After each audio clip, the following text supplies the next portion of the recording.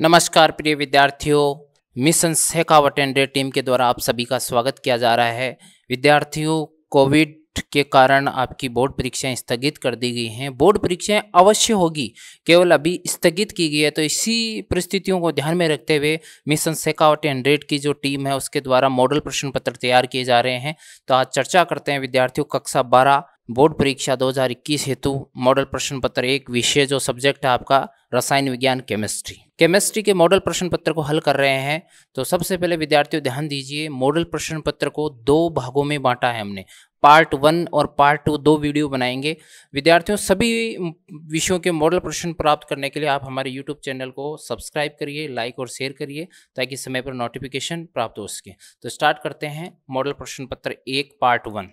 ये रसायन विज्ञान का जो पेपर है आपका बोर्ड परीक्षा में 56 अंक का होगा। विद्यार्थियों देखिए, इसमें जो जनरल इंस्ट्रक्शन है वो आप सभी को पढ़ने हैं और ध्यानपूर्वक पढ़ने हैं। विद्यार्थियों, जो प्रश्न पत्र है आपका वो 5 खंडों में विभाजित होगा। खंड ए, बी, सी, डी, ई। और जो प्रश्न संख्या 16 से 23 है वो आंतरिक विकल्प आधारित होगा। तो खंड ए को हल करते हैं। प्रश्न संख्या 1 में जो प्रश्न दिए गए हैं उन ऑब्जेक्टिव टाइप के प्रश्न है। पहला प्रश्न है आदर्श विलयन का गुण है। तो आदर्श विलयन के गुण की हम चर्चा करते हैं। तो देखिए विद्यार्थियों, पहला प्रश्न है, ऑप्शन है डेल एच मिश्रण बराबर 0, डेल वी मिश्रण बराबर 0, राउल के नियम की जो पालना करता हो उपरोक्त सभी। तो विद्यार्थियों देखिए, ध्यान दीजिए, आइडियल सॉल्यूशन या आदर्श विलयन है वो तीनों को नियमों की पालना करता है, अर्थात उपरोक्त सभी इसका आंसर सही होगा। द आंसर इसका सही होगा। अगला प्रश्न है, लोहे को जंग लगाने से बचाने के लिए लेपन किया जाता है। लोहे को जंग से बचाने के लिए ध्यान दीजिए, लोहे से अधिक सक्रिय धातु का लेप किया जाता है ताकि जंग नहीं लगे। तो कॉपर, ऑप्शन ए में कॉपर है, ऑप्शन बी में Au है, ऑप्शन सी में जिंक Zn है, ऑप्शन डी में जो है Ag है। तो विद्यार्थियों जिंक यहाँ अधिक सक्रिय है, इसलिए इसका आंसर होगा Zn। तीसरा प्रश्न है, प्रथम कोटि अभिक्रिया वेग स्थिरांक की इकाई लिखिए। फर्स्ट ऑर्डर रिएक्शन है, उसके वेग स्थिरांक की इकाई बतानी है आपको।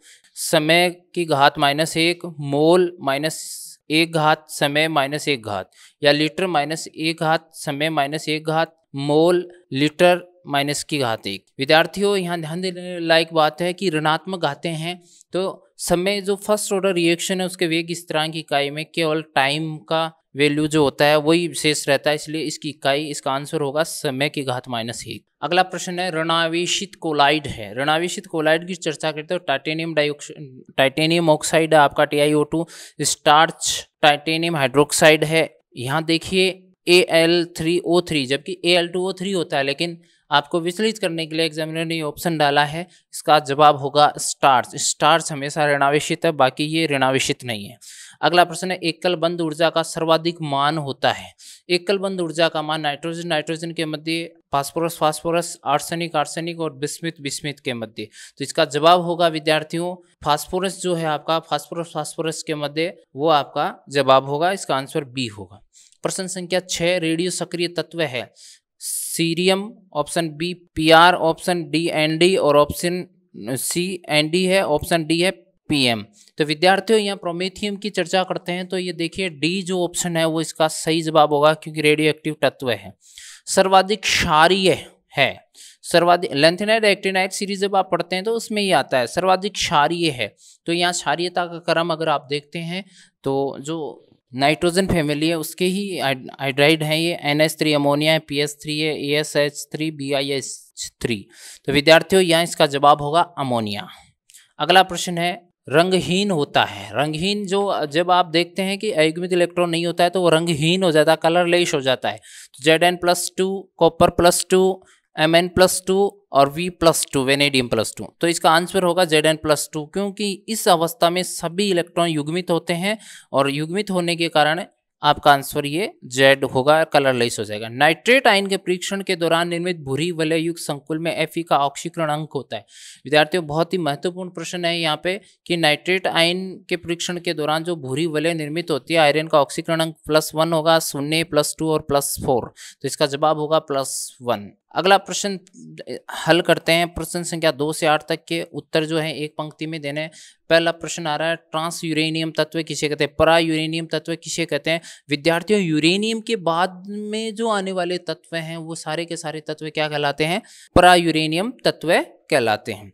प्रश्न संख्या 3, एफ खंड के तत्वों का सामान्य इलेक्ट्रॉनिक विन्यास लिखिए। देखिए एफ खंड के तत्वों का सामान्य इलेक्ट्रॉनिक विन्यास की चर्चा करते हैं तो इनर ट्रांजिशन एलिमेंट्स हैं ये, और इनर ट्रांजिशन एलिमेंट्स होने के कारण देखिए यहाँ पर n-2 एफ 1 से 14 तक होंगे और n-1 डी 1 से 0 से 1 होगा, ns 2 होगा। इस प्रकार से ये एफ खंड के तत्वों का सामान्य इलेक्ट्रॉनिक विन्यास है। प्रश्न संख्या 4, क्लोरोमेथेन से एथेन प्राप्त करने वाली अभिक्रिया का नाम लिखिए। देखिए क्लोरोमेथेन की जब आप अभिक्रिया करवाते हो और एथेन प्राप्त करते हो तो ये आपकी अभिक्रिया वोल्टेज अभिक्रिया, वोल्टेज रिएक्शन के द्वारा आप क्लोरोमेथेन से एथेन प्राप्त कर सकते हो, क्लोरीन मुक्त हो जाती है यहाँ से। प्रश्न संख्या 5, किस अभिकर्मक को एल्कीन के हैलोजनीकरण तथा असंतृप्तता पहचान के लिए प्रयुक्त किया जाता है? देखिए जो अनसेचुरेशन का जो आइडेंटिफिकेशन टेस्ट होता है अनसेचुरेटेड जो कंपाउंड्स होते हैं उनके लिए तो Br2CCl4 है इस अभिकर्मक का यहाँ पर उपयोग किया जाता है। केटेकोल का आईपीएसी नाम लिखिए। केटेकोल का आईपीएसी नाम लिखना आपको प्रश्न संख्या 6 में, तो केटेकोल का आईपीएसी नाम जो है बेंजीन 1,2-डाइओल होता है। अगला प्रश्न आती है, महत्वपूर्ण प्रश्न है, ल्यूकास अभिकर्मक किसे कहते हैं? विद्यार्थियों ल्यूकास अभिकर्मक की अगर हम चर्चा करते हैं तो देखिए ल्यूकास अभिकर्मक जो है वो सांद्र HCl और ZnCl2 का मिश्रण होता है। प्रश्न संख्या 8 है, डाइक्लोरोबेंजीन के किस समयावयव का गलनांक अधिकतम होता है? डाइक्लोरोबेंजीन के अगर समयावयव की चर्चा करते हैं तो सबसे ज्यादा जो गलनांक होता है वो पैरा समयावयवी का होता है। ऑर्थो और मेटा की तुलना में पैरा समयावयवी का गलनांक अधिकतम होता है। प्रश्न संख्या 9 से 12 तक के जो रिक्त स्थान आधारित है उनकी चर्चा करते हैं। प्रश्न संख्या 9, फिनोल और थैलिक एनहाइड्राइड सांद्र H2SO4 की उपस्थिति में सघन अभिक्रिया द्वारा खालिस्तान का निर्माण करते हैं। विद्यार्थियों ध्यान दीजिए, यहाँ पे फिनोल की चर्चा करें, थैलिक एनहाइड्राइड सांद्र H2SO4 की उपस्थिति में सघन अभिक्रिया द्वारा फिनोप्थलीन का निर्माण करते हैं। किसका निर्माण करते हैं? फिनोप्थलीन का निर्माण करते हैं। 100% शुद्ध एथेनॉल को खालिस्तान कहा जाता है। अच्छा प्रश्न है, 100% जो एथेनॉल है उसको परिशुद्ध एथेनॉल कहा जाता है।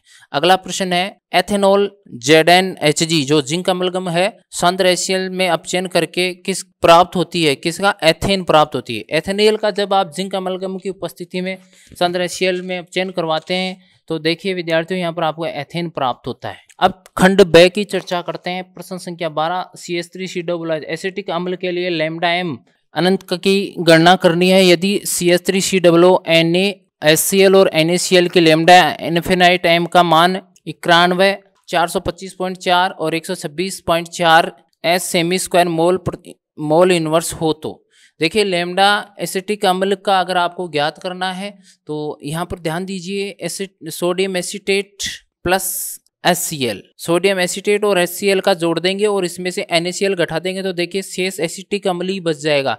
तो इस प्रकार से 91 प्लस 425.4 माइनस 126.4 बराबर 390 siemens semi square mole inverse होता है। अगला प्रश्न है, मानक वेस्टर्न सेल की एनोड और कैथोड अभिक्रिया लिखिए। देखिए मानक वेस्टर्न सेल के एनोड पर अभिक्रिया जो कैडमियम होता है वो कैडमियम +2 में बदल जाता है, 2 इलेक्ट्रॉन त्याग कर ऑक्सीकरण अभिक्रिया होती है। और कैथोड पर जो आपका HgSO4 है 2HgSO4 है वो क्या होता है? 2 इलेक्ट्रॉन त्यागता है और Hg में कन्वर्ट हो जाता है, आयनों में विभाजित हो जाता है, इलेक्ट्रॉन ग्रहण कर लेता है, त्यागता नहीं है, इलेक्ट्रॉन ग्रहण करता है और Hg+ जो है आपका Hg में परिवर्तित हो जाता है और अपचयन अभिक्रिया संपन्न होती है। प्रश्न संख्या 14, निम्नलिखित समीकरण में यौगिक अक्ष की पहचान आईयूपीएसी नाम लिखिए। आपको यौगिक अक्ष पहचानना है और यौगिक अक्ष आप पहचानोगे और उसका आईयूपीएसी नाम लिखना है। विद्यार्थियों जब भी आप मेथिल क्लोराइड की अभिक्रिया KCN से करवाते हो तो ध्यान देना CH3CN बनता है और CH3CN का आईयूपीएसी नाम लिखना है तो एथेन नाइट्राइल है। CH3CN का क्या नाम है? एथेन नाइट्राइल है आईयूपीएसी नाम। अगला प्रश्न है, CH3Cl का कक्षीय आरेख बनाइए। तो देखिए मेथिल क्लोराइड का कक्षीय आरेख बनाना है तो देखिए आपके सामने है कि तीनों हाइड्रोजन जो है sp3p पोर्टल के द्वारा Cl इसके साथ जुड़ा है, बाकी sp3 के साथ जुड़े हैं। इस प्रकार से ये कक्षीय आरेख आपको बनाना है। प्रश्न संख्या 15, प्रश्न संख्या 15 है रेसिमीकरण क्या है? विद्यार्थियों रेसिमीकरण की चर्चा करते हैं जो ध्रुवीय प्रकाश की अभिक्रिया से संबंधित है। रेसिमीकरण प्रकाशीय समावेवी पदार्थों को रेसिमिक मिश्रण में परिवर्तित करने की प्रक्रिया क्या कहलाती है? रेसिमीकरण कहलाती है। ये जो D और L रूप फॉर्म होती है उसकी चर्चा कर रहे हैं। अगला प्रश्न संख्या 16 है आयनन प्रतिष्ठितता को परिभाषित कर इसे ज्ञात करने का सूत्र लिखिए और इसी का दूसरा है हेनरी नियम बताइए। विद्यार्थियों प्रश्न संख्या 16 का हथवा भी है वो आगे हल करेंगे। सबसे पहले हम चर्चा करते हैं। देखिए आयनन प्रतिशतता, विलेय पदार्थों के आयतन भागों की वह संख्या जो विलयन के 100 आयतन भागों में घुली होती है, विलयन के आयतन प्रतिशतता कहलाती है। आयतन प्रतिशतता बराबर क्या होता है, विलेय का आयतन ml में होता है बटा विलयन का आयतन गुणा 100। तो इस प्रकार से आयतन प्रतिशतता को परिभाषित कर सकते हैं। अगला प्रश्न है हेनरी का नियम, अति महत्वपूर्ण प्रश्न बन रहा है इस बार बोर्ड परीक्षा के लिए। हेनरी का नियम क्या है, देखिए विद्यार्थियों, किस स्थिर ताप पर किसी विलायक के इकाई आयतन में, स्थिर ताप पर किसी विलायक के इकाई आयतन में विलेय गैस की मात्रा विलायक की सतह पर साम्य अवस्था में गैस द्वारा लगाए गए दाब के क्या होती है, समानुपाती होती है। यानी कि जो दाब होता है उसके विलेय गैस की मात्रा जो विलायक की सतह पर साम्य अवस्था के दौरान गैस द्वारा लगाया गया दाब उसके समानुपाती होती है। विद्यार्थियों अथवा हल करते हैं प्रश्न संख्या 16 का। द्रव्यमान प्रतिशतता को परिभाषित करते हुए इसके ज्ञात करने का सूत्र लिखिए। देखिए द्रव्यमान प्रतिशतता की बात कर रहे हैं तो ध्यान दीजिए, विलेय पदार्थ के बाहर भाग, विलेय पदार्थ के बाहर भाग ग्राम में ध्यान दीजिए, विलेय पदार्थ के बाहर भाग जो विलयन के 100 ग्राम बाहर भाग में उपस्थित हो द्रव्यमान प्रतिशतता कहलाती है। अर्थात द्रव्यमान प्रतिशतता के सूत्र की अगर हम चर्चा करते हैं तो देखिए विद्यार्थियों, द्रव्यमान प्रतिशतता बराबर विलेय की ग्राम में मात्रा बटा विलयन की ग्राम में मात्रा गुणा 100।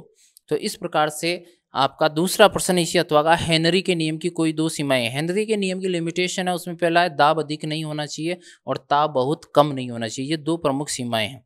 प्रश्न संख्या 15, वर्ग संख्या 15 के तत्वों का सामान्य इलेक्ट्रॉनिक विन्यास लिखिए, फ्लोरोएपेटाइट का सूत्र लिखिए और दूसरा निम्न रासायनिक समीकरण को पूरा कीजिए।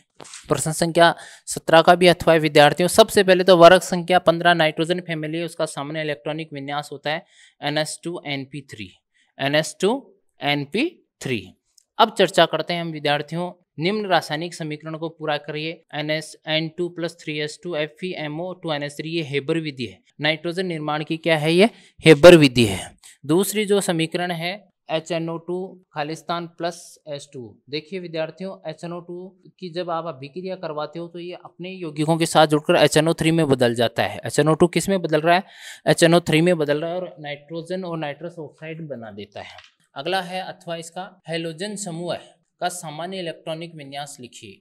विद्यार्थियों हैलोजन समूह की बात करते हैं तो वर्ग संख्या 17 के जो क्लोरीन फैमिली है, फ्लोरीन फैमिली, उसकी चर्चा कर रहे हैं। तो इसका सामान्य इलेक्ट्रॉनिक विन्यास NH2NP5 होता है। निम्नलिखित रासायनिक समीकरणों को पूर्ण कीजिए।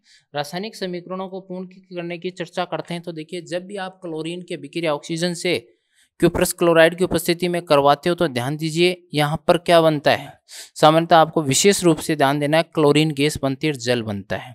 अगला जो है सोडियम हाइड्रोक्साइड, ठंडा है और तनु है, उसकी उपस्थिति उसकी क्रिया करवा रहे हो क्लोरीन के साथ, सोडियम क्लोराइड बनता है, सोडियम ऑक्सीक्लोराइड बनता है और नाइट्रस ऑक्साइड बनता है। नाइट्रोजन की उपस्थिति में ये अभिक्रियाएं होती हैं जनरली। अगला प्रश्न है निम्नांकित संकुल का आईपीएसी नाम लिखिए। देखिए ये उपसंयोजक यौगिक से संबंधित प्रश्न है। तो K4FeCN6 विद्यार्थियों, सबसे पहले जो कोष्टक के बाहर जो होता है उसका नाम लिखा जाता है तो पोटेशियम हो जाएगा। फिर आपका जो लिगेंड जुड़ा हुआ है उसका नाम हेक्सासाइनो, और जो धातु है CMI, ये केंद्रीय धातु जो है उसका नाम और उसके ऑक्सीकरणांक। तो इसका वैज्ञानिक नाम, इसका आईपीएसी नाम होगा पोटेशियम हेक्सासाइनो फेरेट सेकेंड। ऑक्सीकरणांक भी लिखना है कोष्टक में, ध्यान देना।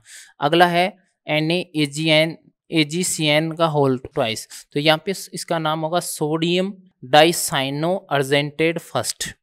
अब ये कह रहे हैं NiCO4 निकल कार्बोनिल की ज्यामितीय संरचना बनाइए। देखिए निकल कार्बोनिल की ज्यामितीय संरचना आपके सामने चतुष्फलकीय संरचना होती है। निकल कार्बोनिल की जो ज्यामितीय संरचना होती है वो चतुष्फलकीय होती है। अगला प्रश्न आ रहा है अथवा का कि NiCN4-2, इसका आईपीएसी नाम लिखना है तो आपको पता है टेट्रा 4 है, साइनो आपका साइनाइड यौगिक है इसलिए माइनस में ऋणावेशित है, तो टेट्रा साइनो निकलेट सेकेंड, क्योंकि 2 ऋणावेशित चार्ज शो हो रहा है। अगला है CONS3 का होल 6 Cl3, तो इसका वैज्ञानिक नाम अगर आईपीएसी नाम लिखते हैं तो देखिए हेक्साएमीन कोबाल्ट थर्ड क्लोराइड।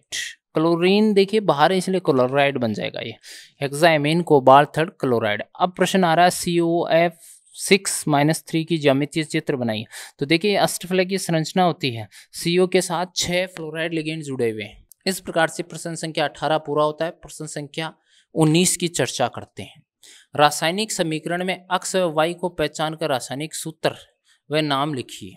विद्यार्थियों यहाँ ध्यान देने लायक बात है, जब भी आप मेथिल ब्रोमीन के विक्रिया ब्रोमोमेथेन के विक्रिया करवा रहे हो CH3Br की KCN की उपस्थिति में, तो यहाँ से KBr बन के ब्रोमीन प्रतिस्थापित हो जाता है और CH3CN बन जाता है, अर्थात एथेन नाइट्राइल बन जाता है। तो अक्स होगा आपका CH3CN एथेन नाइट्राइल। और जब आप एथेन नाइट्राइल की विक्रिया लिथियम एल्यूमिनियम हाइड्राइड की उपस्थिति में करवाते हो तो यहाँ पर ध्यान दीजिए कार्बन की संख्या बढ़ जाती है, यानी कि कहने का मतलब एमीन समूह जुड़ जाता है, एथेन एमीन का निर्माण हो जाता है। नाइट्रोबेंजीन के अनुनादी संरचनाएं बतानी है। देखिए ये इस प्रकार से ethane amine CH3 CH2 NH2 बन जाता है। अगला प्रश्न है नाइट्रोबेंजीन की अनुनादी संरचनाएं बनाइए। देखिए नाइट्रोबेंजीन की अनुनादी संरचना आपके सामने है। ये जो नाइट्रोजन है, इस नाइट्रो समूह जो है इस बेंजीन रिंग से जुड़ा हुआ है, यहाँ से इलेक्ट्रॉन है जो रोटेट करते हैं। इस प्रकार से आप देख सकते हो कि द्विबंध का किस प्रकार से रोटेशन होता है और अंत में आपको हाइब्रिड संरचना प्राप्त हो जाती है। अगला प्रश्न अथवा में दे रखा है रासायनिक समीकरण में x और y को पहचानिए,